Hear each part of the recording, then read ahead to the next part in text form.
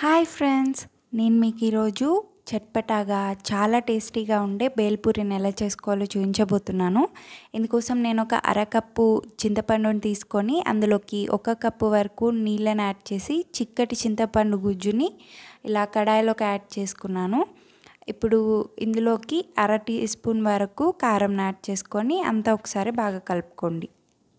ఇప్పుడు ఇందులోకే కొద్దిగా అంత ఉప్పును యాడ్ చేసుకొని అంతా ఒకసారి కలుపుకున్న తర్వాత ఇందులోకి 1/2 కప్పు వరకు బెల్లం పొడి లేదంటే తురుముకున్న బెల్లాన్ని యాడ్ చేసుకోండి.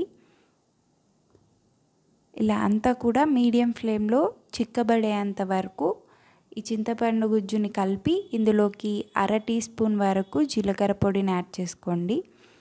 చూడండి, కన్సిస్టెన్సీ అనేది ఇంత చిక్కగా అయినప్పుడు మంటను ఆఫ్ చేసేసుకొని దీన్ని ఒక గిన్నెలోకి తీసేసుకోండి. ఇప్పుడు మనం బేల్పూరి కోసం క్విక్గా గ్రీన్ చట్నీని తయారు చేసేసుకుందాం. ఇందుకోసం 1/2 కప్పు కొత్తిమీర, 1/2 కప్పు పుదీనాని సమానంగా తీసుకోండి.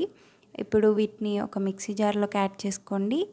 ఇందులోకి 2 పచ్చిమిర్చి, అలాగే 1/2 టీ స్పూన్ జీలకర్ర పొడిని యాడ్ చేసుకొని కొద్దిగా అంత ఉప్పును యాడ్ చేసుకొని ఫైన్ పేస్ట్ లాగా గ్రైండ్ చేసుకోండి. ఇప్పుడు ఒక పెద్ద గిన్నెలో 4 కప్పుల మరమరాలు, 1/2 టీ స్పూన్ జీలకర్ర పొడి, 1/2 టీ స్పూన్ చాట్ మసాలా, ఒక కట్ చేసుకున్న పచ్చిమిర్చి, అలాగే ఒక కట్ చేసుకున్న ఉల్లిపాయ, ఒక కట్ చేసుకున్న క్యారెట్, ఒక కట్ చేసుకున్న టమాటా, మెత్తగా ఉడకపెట్టుకున్న ఒక ఆలుగడ్డని ఇలా మ్యాష్ చేసి యాడ్ చేసుకోండి. ఇప్పుడు ఇందులోకి 1/2 కప్పు వరకు ఉడికించుకున్న తెల్ల బఠానీ, 1/2 కప్పు నూనెలో వేయించుకున్న పల్లీలు, కొన్ని కార్న్ఫ్లేక్స్ ఆప్షనల్ మాత్రమే, 2 టేబుల్ స్పూన్లు మనం తయారు చేసుకున్న కట్టమిఠా చట్నీ, అలాగే 2 టేబుల్ స్పూన్ల వరకు మనం తయారు చేసుకున్న గ్రీన్ చట్నీ, లైట్గా సాల్ట్ని యాడ్ చేసుకొని కొద్దిగా కట్ చేసుకున్న కొత్తిమీరని కూడా యాడ్ చేసుకొని అంతా ఒకసారి బాగా కలుపుకోండి.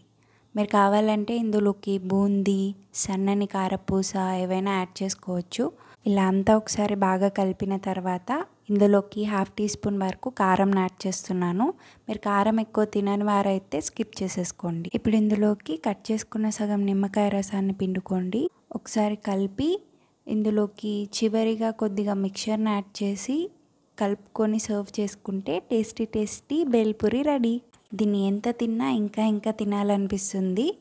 అండ్ ఆల్సో క్విక్గా అయిపోయే హెల్దీ రెసిపీ.